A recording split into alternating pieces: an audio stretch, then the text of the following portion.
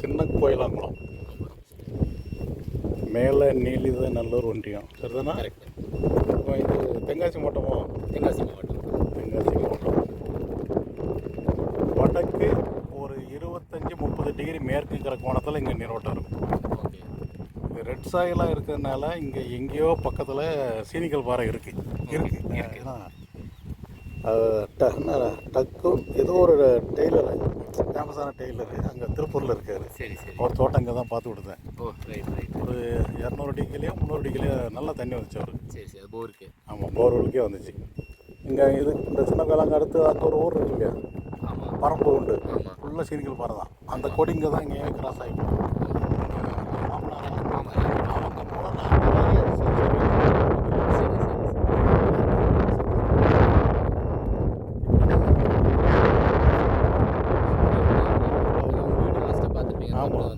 அடிக்கடி இங்கே வந்திருக்கேன். விவசாய நிலங்களுக்கு வந்திருக்கேன். வீட்டு மனை இவர் மனம் தென்காசி சரியாக சங்கரங்கள் ஊருக்குள்ளேயும் வீட்டு மனம் பார்த்துருக்கேன். சரி சரி. இப்போ உங்கள் இடம் வந்து கிழக்கு மேற்கு லென்த்தியாக இருக்கிறது ஒரு ப்ளஸ் பாயிண்ட்டு. ஏன்னா பாறை கொடி வந்து வடக்கு தக்க ரைட்டு. வெவ்வேறு விதமான பாறை கொடி இருக்க வாய்ப்பு இருக்குது.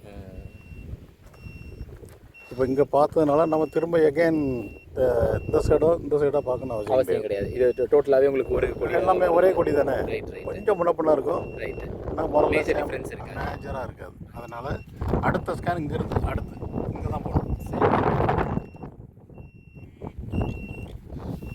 இது ஒரு 2-3 மீட்டர் கழியும் 36 மீட்டர் வரைக்கும் ஸ்கேன் ஆகிரும். ரைட். ஓகே. இது இந்த டிஸ்டன்ஸை குறைக்க ரொம்ப அக்யூரேட்டான ரிசல்ட் வரும். ஓகே.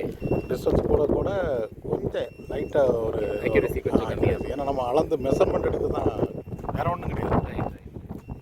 நான் 36 மீட்டர் லென்த்துக்குள்ளே உள்ள பாயிண்ட்டை பிடிக்கிறதுக்கும் ஒரு 5 மீட்டர் உள்ள பாயிண்ட்டை பிடிக்கிறதுக்கும் வித்தியாசம். அதான் 5 பேரை மேனேஜ் பண்ணதுக்கும் 36 பேரை மேனேஜ் பண்ணக்குள்ள வித்தியாசம். இது ரேட் ஆஃப் அக்யூரசி எப்படி சார்? இப்போ இந்த 93 இது வந்து ஏறக்குறைய வெர்ஜின் லேண்டு. இங்கே எதுவுமே இல்லைல்ல, போர்வெல் எதுவும் போடல, பைப் லைன் இல்லைல்ல இந்த இதில் எதுவுமே கிடையாது. இந்த சைடில். அதே மாதிரி இங்கே பேரலாம் எதுவும் கிடையாதுல்ல. வேறலாம் அங்கே ரொம்ப தூரம் விடுங்க. ஓகே. நம்ம 300 அடிக்கு இதில் இருக்காது. 300 அடி தூரத்துக்குள்ளே நம்ம இடத்துக்குள்ளே அங்கே பைப் லைன் மெயின் ரோட்டில் பைப் லைன் போகணும்னு நினைக்கிறேன். ஓகே.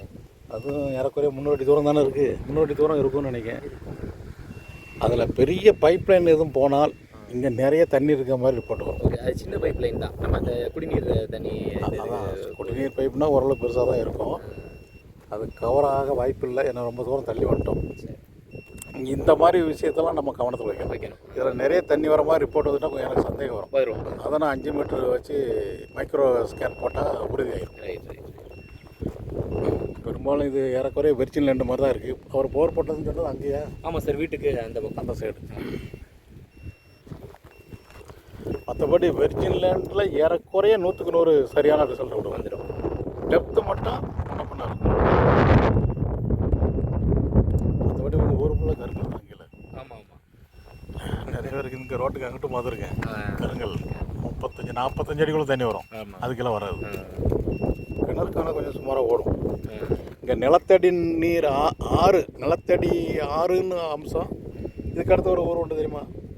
இதுக்கு அடுத்து லெஃப்டில் சோரங்குடி இருக்க. சோரங்குடியும் கடந்து தர்மத்தப்பட்டி கடந்து லெஃப்டில் ஒரு ஊர் போகும்போது அருணாச்சலம்.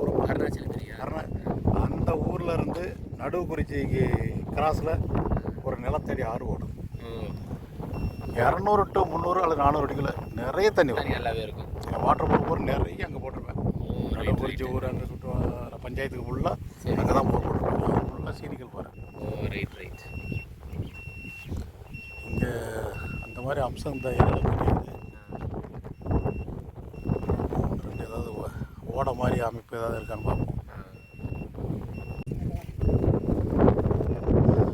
இது மேற்கு நோக்கி 3வது ஸ்கேன். இது வந்து கிணறு அமைக்கணும் அப்படிங்கிறது அவங்க நோக்கம். முதல் ஸ்கேன் அடையாளத்தை விட அடுத்த 2வது ஸ்கேனில் 3 இடம் அடையாளம் வச்சுருக்கோம். அது பரவாயில்ல. முதல் ஸ்கேன் அடையாளத்தை விட 2வது ஸ்கேன் அடையாளத்தில் முதல் அடையாளம் பரவாயில்ல. அதாவது 30-35 அடிக்குள்ள ஃபுல்லாக ஒரே கருங்கல் பாறை தான். அந்த 35 அடிக்குள்ளே வரக்கூடிய ஈரப்பதம் தான். அதுக்கு கீழே தண்ணி வராது. இந்த இதில் 900 அடி ஆழம் போர், இது 900 அடியா? 900 அடி ஆழம் போர்வெல் போட்டு ஒன்றும் இல்லை.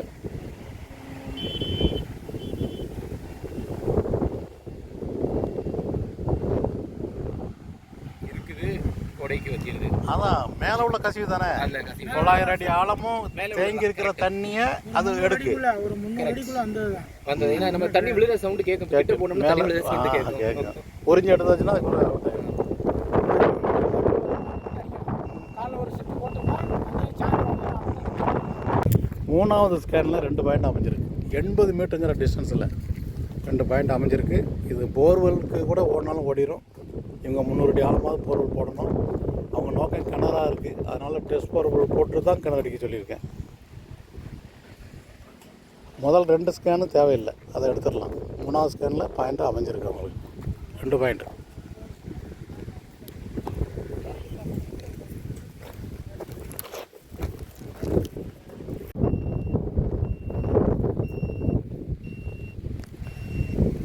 கோடைக்கு கிழக்க மேற்கிருந்து கிழக்கு நோக்கி இது 4வது ஸ்கேனு.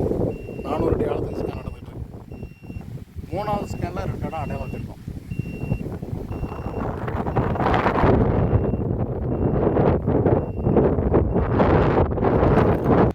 இதுதான் முதல் ஸ்கேன் ரிப்போர்ட்டு. இதில் ஒன்றும் இப்போ பாயிண்ட் எதுவும் இல்லை.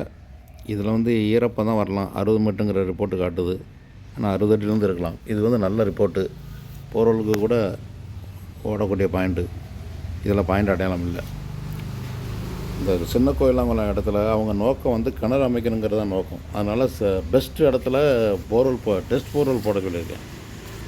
டெஸ்ட் போர்வெல் போட்டு உறுதி பண்ண பிறகு தான் அதில் கிணறு அமைக்கணும்.